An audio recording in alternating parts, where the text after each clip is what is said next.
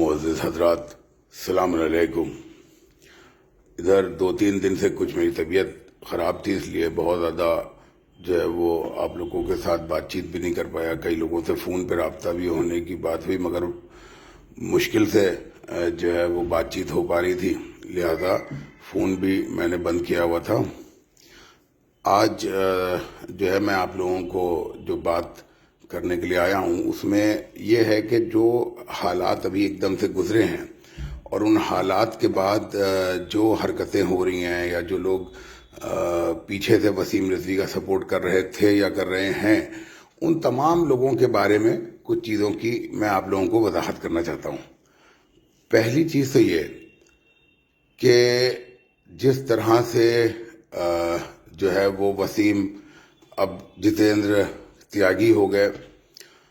اس کے پیچھے سب سے بڑی وجہ جو لوگوں کو نہیں معلوم ہے، میں بتا دوں کہ پچھلے 10-15 دن سے لگاتار جو سی بی آئی ہے وہ وسیم کے جو لگوے بھگوے ہیں اور ان کے بھرشٹاچار کے ساتھی سہپاٹھی ہیں، ان سے کم 5 گھنٹہ پوچھ تاچھ کر رہی ہے۔ کئی بار ان لوگوں کو بلایا گیا ہے، کئی بار سی بی آئی ان تک گئی ہے۔ وسیم ان ساری چیزوں کو سمجھ رہا ہے کہ یہ اس پہ شکنجہ کستا جا رہا ہے، اس لیے وسیم نے ایک ایسے آدمی جو کہ سرکار کا بھی سخت ویرودھی ہے، بھارتیہ جنتا پارٹی کا بھی ویرودھی ہے، نرسنگھانند، وہ آدمی کو پکڑا تاکہ اگر کہیں سے اس کی گرفتاری کا معاملہ ہو تو ایک ہندو وادی سنگٹھن اس کی گرفتاری کا ویرودھ کرتا دکھائی پڑے اور یہ کہا جائے کہ صاحب بھارتیہ جنتا پارٹی نے ایک ایسے آدمی کو گرفتار کر کے جیل بھیج دیا کہ جو بڑا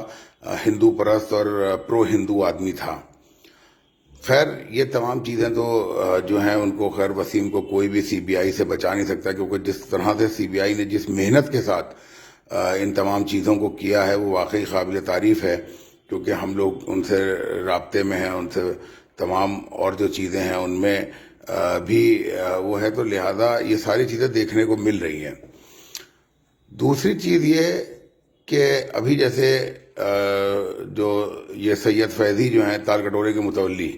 ان کا ایک بیان میں نے دیکھا، اس میں یہ کہنے لگے کہ 22,560 روپے کی چیک جو ہے وسیم رضوی کو بھیجی جائے گی، ان کی خبر کی جو یہ ہے۔ اس سے پہلے جب حسین ٹائگرز کے لڑکوں نے وہاں خبر کو توڑا تھا تو یہ بڑا بھنوٹ ہوئے تھے اور انہوں نے بالکل لڑائی لڑنے کی پر آمادہ ہو گئے تھے اور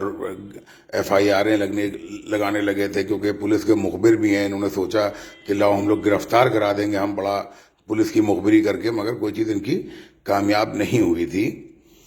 پھر یہ وسیم کے ساتھ چناؤ لڑے، برابر ووٹ ملے، سب کچھ ہوا۔ اب یہ ان کے پیسے خبر کے واپس کر رہے ہیں اور کہہ رہے ہیں کہ تال کٹوری کربلا میں کبھی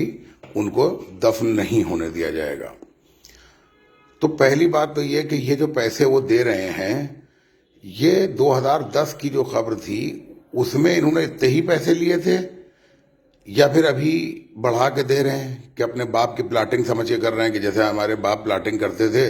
کہ صاحب آج اتنے کی لوگ ہیں اور 10 سال بعد اتنے کی ہو جائے گی، یا تو یہ سوچ کے کر رہے تھے۔ دوسری چیز یہ کہ امام باڑوں اور کربلاؤں میں یہ جو قبر کا پیسہ ہوتا ہے، یہ قبر کا پیسہ نہیں ہوتا، یہ ہوتا ہے لوگوں کا ڈونیشن۔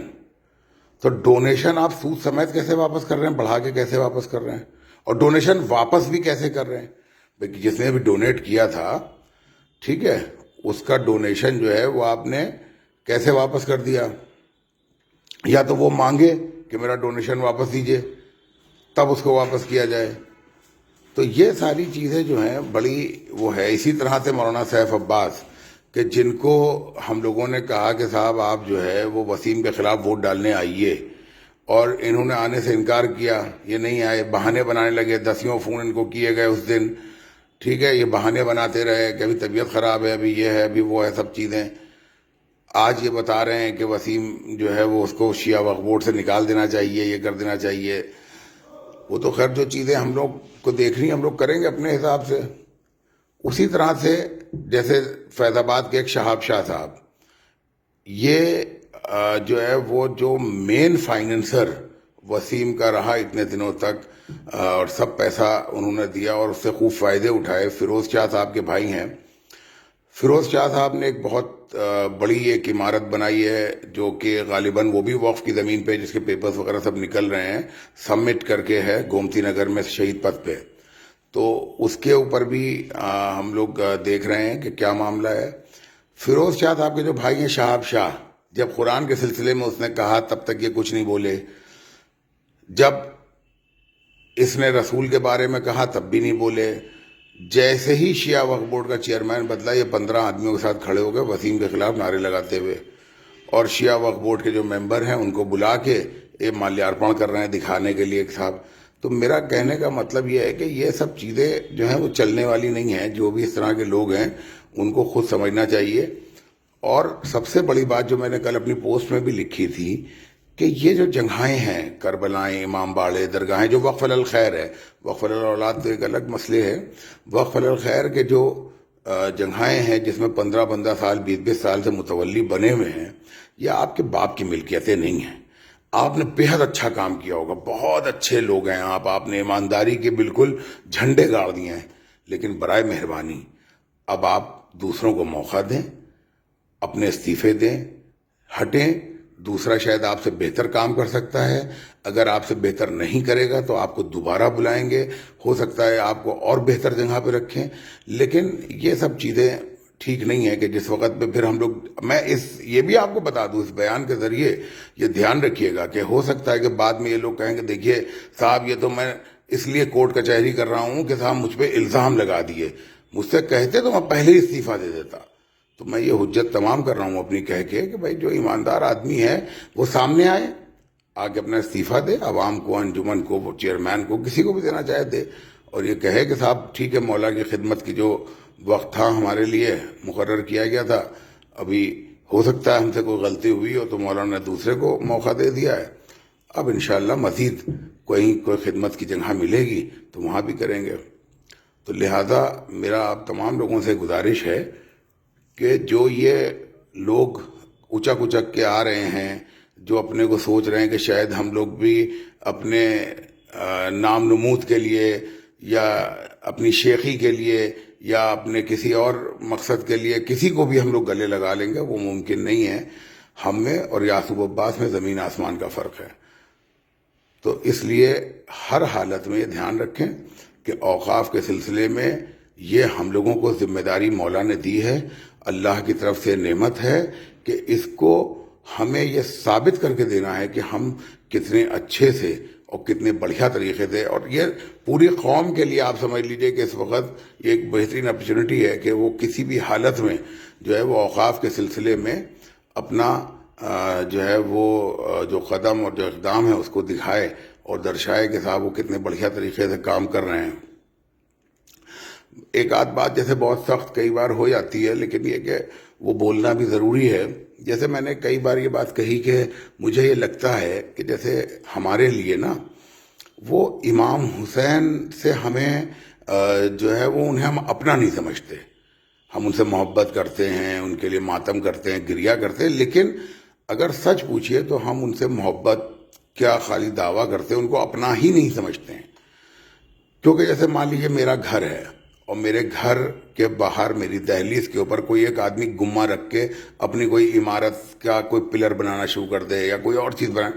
تو ہم لڑنے مرنے کے لیے تیار ہو جائیں گے. ہم تھانہ کچہری، کورٹ کچہری، ہو سکتا ہے کہ مار پیٹ کی اتنی نوبت آ جائے کہ لہو لہان ہو جائیں، اور ہو سکتا ہے قتل و غارت کی نوبت آ جائے. یہ طریقہ ہے آج لوگوں کا.